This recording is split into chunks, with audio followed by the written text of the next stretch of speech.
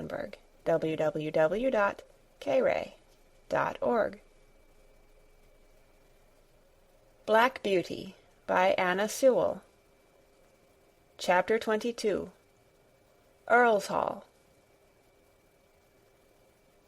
The next morning after breakfast, Joe put Merrylegs into the mistress's low chaise to take him to the vicarage. He came first and said good-bye to us, and Merrylegs neighed to us from the yard.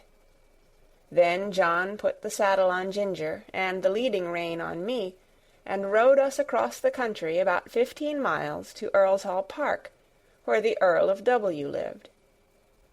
There was a very fine house and a great deal of stabling.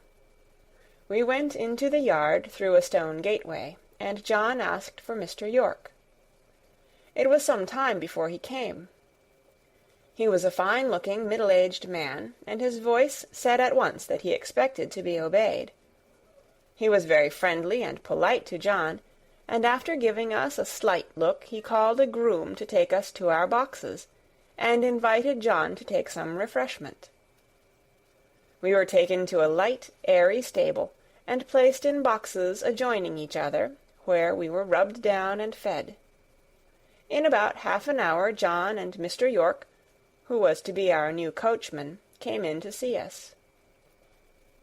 "Now, Mr. Manley," he said, after carefully looking at us both, "I can see no fault in these horses, but we all know that horses have their peculiarities as well as men, and that sometimes they need different treatment. I should like to know if there is anything particular in either of these that you would like to mention." "Well," said John, "I don't believe there is a better pair of horses in the country, and right grieved I am to part with them, but they are not alike. The black one is the most perfect temper I ever knew. I suppose he has never known a hard word or a blow since he was foaled, and all his pleasure seems to be to do what you wish. But the chestnut, I fancy, must have had bad treatment. We heard as much from the dealer. She came to us snappish and suspicious, but when she found what sort of place ours was, it all went off by degrees. For 3 years I have never seen the smallest sign of temper, and if she is well treated, there is not a better, more willing animal than she is. But she is naturally a more irritable constitution than the black horse. Flies tease her more, anything wrong in the harness frets her more, and if she were ill-used or unfairly treated, she would not be unlikely to give tit for tat. You know that many high-mettled horses will do so." "Of course," said York. "I quite understand. But you know it is not easy in stables like these to have all the grooms just what they should be. I do my best, and there I must leave it. I'll remember what you have said about the mare." They were going out of the stable when John stopped and said, "I had better mention that we have never used the check rein with either of them. The black horse never had one on, and the dealer said it was the gag bit that spoiled the other's temper." "Well," said York, "if they come here they must wear the check rein. I prefer a loose rein myself, and his lordship is always very reasonable about horses, but my lady, that's another thing. She will have style, and if her carriage horses are not reined up tight, she wouldn't look at them. I always stand out against the gag bit, and shall do so, but it must be tight up when my lady rides." "I am sorry for it, very sorry," said John, "but I must go now, or I shall lose the train." He came round to each of us to pat and speak to us for the last time. His voice sounded very sad. I held my face close to him. That was all I could do to say good-bye. And then he was gone, and I have never seen him since. The next day Lord W. came to look at us. He seemed pleased with our appearance. "I have great confidence in these horses," he said, "from the character my friend Mr. Gordon has given me of them. Of course they are not a match in colour, but my idea is that they will do very well for the carriage while we are in the country. Before we go to London I must try to match Baron. The black horse, I believe, is perfect for riding." York then told him what John had said about us. "Well," said he, "you must keep an eye to the mare, and put the check-rein easy.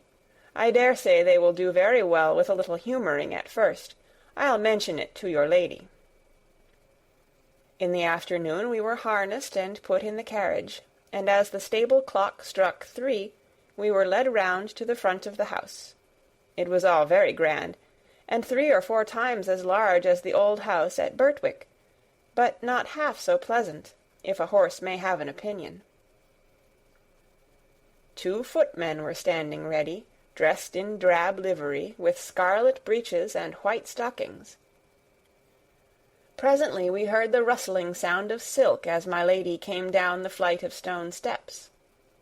She stepped round to look at us. She was a tall, proud-looking woman, and did not seem pleased about something, but she said nothing and got into the carriage. This was the first time of wearing a check-rein, and I must say, though it certainly was a nuisance not to be able to get my head down now and then, it did not pull my head higher than I was accustomed to carry it. I felt anxious about Ginger, but she seemed to be quiet and content. The next day at 3 o'clock we were again at the door, and the footmen as before. We heard the silk dress rustle, and the lady came down the steps, and in an imperious voice she said, "York, you must put those horses' heads higher. They are not fit to be seen." York got down and said very respectfully, "I beg your pardon, my lady, but these horses have not been reined up for 3 years, and my lord said it would be safer to bring them to it by degrees. But if your ladyship pleases, I can take them up a little more." "Do so," she said. York came round to our heads and shortened the rein himself. 1 hole, I think. Every little makes a difference, be it for better or worse, and that day we had a steep hill to go up. Then I began to understand what I had heard of. Of course, I wanted to put my head forward and take the carriage up with a will, as we had been used to do, but no, I had to pull with my head up now, and that took all the spirit out of me, and the strain came on my back and legs. When we came in, Ginger said, "Now you see what it is like, but this is not bad, and if it does not get much worse than this, I shall say nothing about it, for we are very well treated here. But if they strain me up tight, why, let 'em look out. I can't bear it, and I won't." Day by day, hole by hole, our bearing-reins were shortened, and instead of looking forward with pleasure to having my harness put on, as I used to do, I began to dread it. Ginger, too, seemed restless, though she said very little. At last I thought the worst was over. For several days there was no more shortening, and I determined to make the best of it, and do my duty, though it was now a constant harass instead of a pleasure. But the worst was not come. End of chapter 22. Read by Kara Schallenberg on January 26th, 2006, in Oceanside, California.